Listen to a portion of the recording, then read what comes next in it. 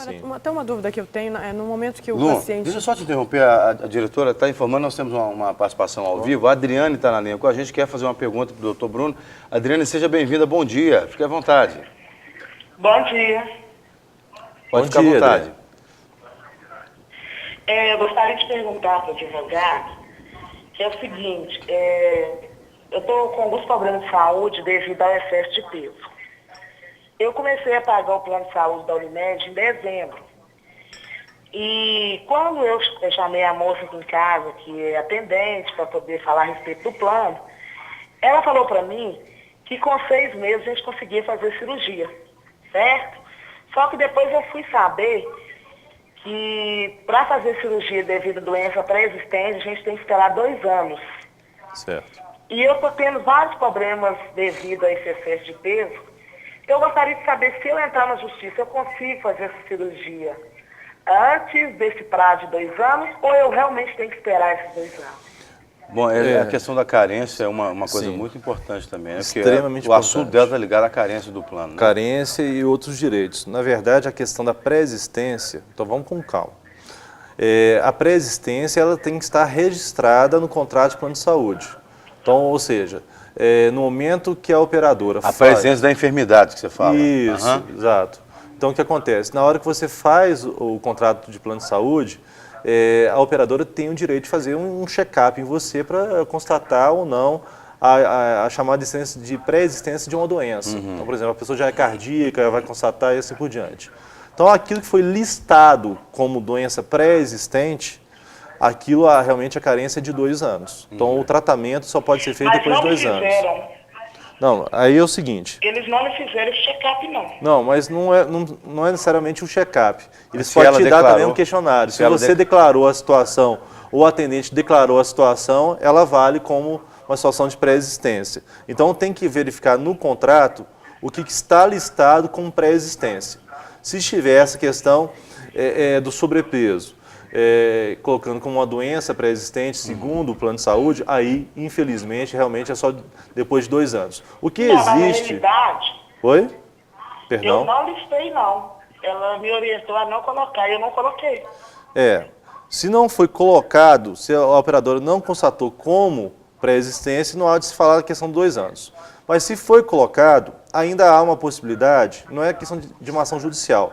A Agência Nacional de Saúde Suplementar permite que seja pago um valor complementar para um procedimento anterior a esses 2 anos. Então, tem que se verificar o contrato, qual é a listagem de pré-existência. Se não for pré-existência, aí sim não se precisa esperar os 2 anos. É como se fosse uma multa contratual, vamos dizer assim.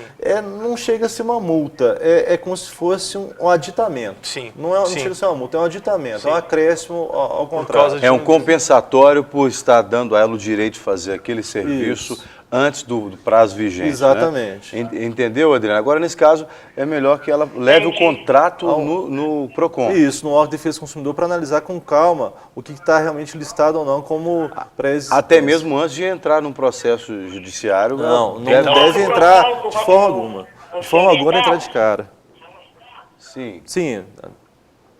Eu tô... Então tá bom. Tá, então eu te oriento a ir a um órgão de defesa do consumidor com cópia desse contrato. Se você não tiver, o órgão de defesa do consumidor vai notificar a operadora para que entregue cópia desse contrato a você para uma eventual análise. Agora, de forma alguma, vá de cara ao judiciário, porque tem detalhes, né, na sua história aí que precisam ser esclarecidos por um profissional mais de perto, tá ok? Tá bom. Adriane, obrigado pela sua participação. Ok, muito obrigada. Deus te abençoe. Essa questão da carência é uma dúvida que muitas pessoas têm, né, doutor Bruno? Porque o indivíduo entra num plano de saúde, às vezes a pessoa até ela omite a informação de alguma doença. Isso é bom ou é ruim?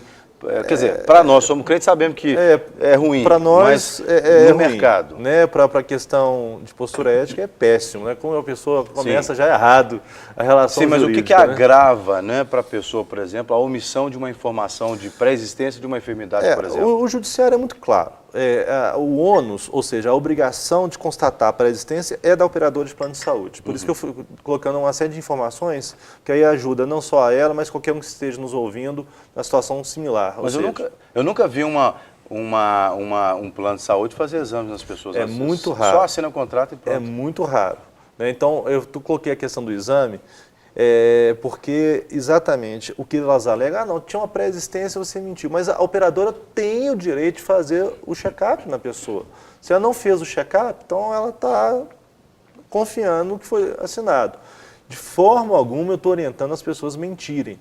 Pelo contrário, eu acho que tem que colocar sempre a verdade, e se você caminha pela verdade, não perde mas nada. às vezes a pessoa não está diagnosticada, Não não sabe. tem a certeza do que está sentindo. Às vezes é sintoma, não, você deve ter isso. A pessoa exatamente está fazendo um plano de saúde para se consultar. Até falando de contrato, aquela hora que eu ia perguntar o seguinte, no momento que uma empresa ou uma pessoa vai contratar um plano de saúde, existe alguma coisa que a lei pode beneficiar ela no seguinte, existem algumas cláusulas que são abusivas, que realmente a lei fala, olha, não, todo plano de saúde deve cobrir isso, ou limitações na internação, alguma coisa que a pessoa, quando ela vai contratar um serviço desse, ela pode se proteger antes de contratar, analisando esse contrato e vendo se ali ela pode, não, olha, isso aqui a lei não permite. Existe alguma dica para essas pessoas? Sem dúvida nenhuma. A principal dica que eu faço é um contato prévio com a Agência Nacional de Saúde Suplementar. Tem um site, que é o www.ans.gov.br. E esse site ele dá uma série de informações de forma didática ao consumidor, daqueles cuidados que devem ser feitos. Mas tem uma série de cláusulas abusivas. Por exemplo, você não pode ter um plano de saúde que tenha uma super fragmentação do serviço. Então, por exemplo, digamos que o plano de saúde cubra parto. Mas se houver uma complicação no parto, não cobre. Mas espera aí, a complicação pode ser algo que ocorra no parto. Aí o médico, não, a gente para que não tem cobertura aqui, não está complicando, então a gente vai parar. Não existe. Então, mas eu falo com vocês que existem planos que fazem isso. Ou até faz o procedimento e depois vem com a conta no paciente dizendo, você tem que pagar isso porque isso aqui não estava, não era coberto pelo seu plano, né? Abre o coração do cara quando chega lá dentro, vê que precisa de um aparelho e vê se o plano cobre, né? Não cobre esse aparelho. Então fecha o coração de novo e... por exemplo, isso é um contrato abusivo. E tem vários outros. Por exemplo, contratos que não permitem a internação em caso de urgência e emergência logo depois da assinatura, por exemplo, a carência de urgência e emergência é 24 horas.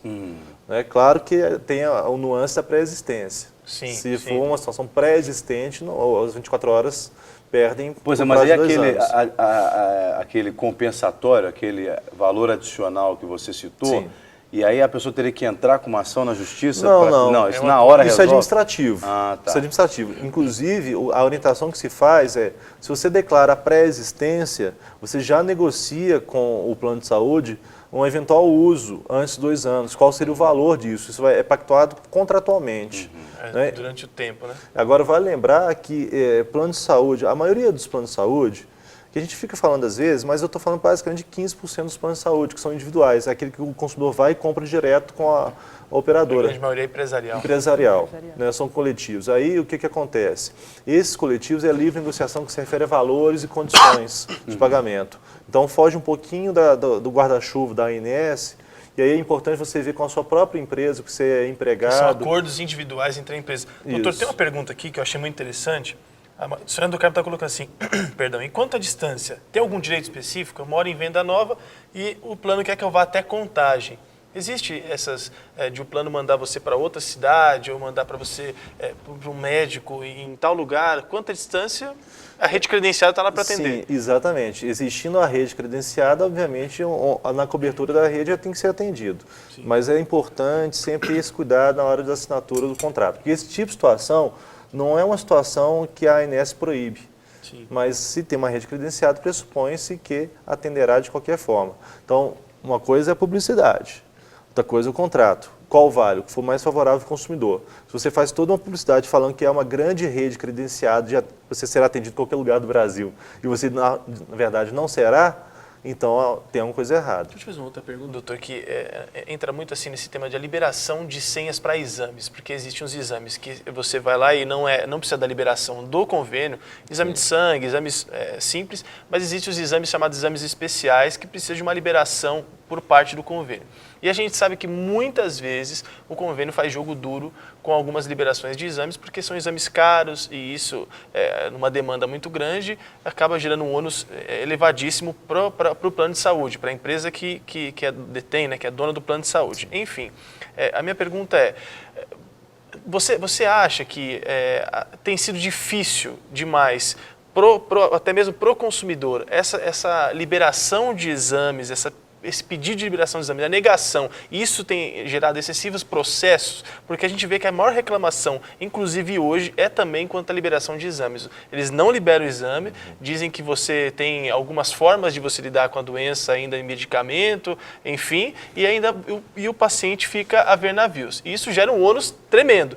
E aí eu pergunto, vale a pena ele investigar também esses sites de reclame aqui, saber realmente como está o perfil da empresa de plano de saúde para esses quesitos? Eu, pessoalmente, eu sempre recomendo que vocês façam uma pesquisa normal para a contratação do plano de saúde, pesquisa de preço, né, comparativo a cobertura do plano de saúde, os sites, os órgãos de defesa do consumidor têm um conjunto de reclamações que você pode apurar. A própria Agência Nacional de Saúde Suplementar tem uma listagem de que planos estão suspensos, que foram punidos ou não.